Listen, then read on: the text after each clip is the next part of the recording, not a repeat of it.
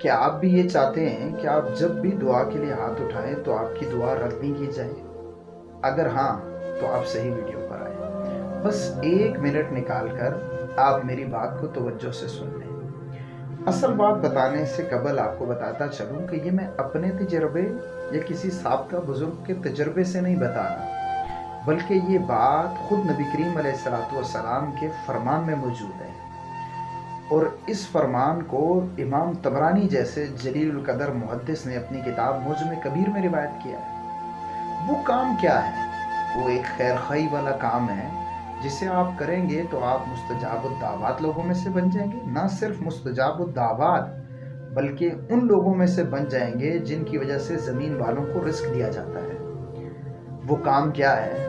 وہ کام ہے ہر روز 27 مرتبہ تمام مومن مردوں اور تمام مومن عورتوں کے لیے اللہ سے بخشش کا سوال کرنا۔ کیا آپ یہ کام کرتے ہیں؟ اگر نہیں کرتے تو آج سے یہ کام کرنا شروع کر دیں، کیونکہ امت مسلمہ کی خیر خواہی اللہ تعالیٰ کو بہت پسند ہے۔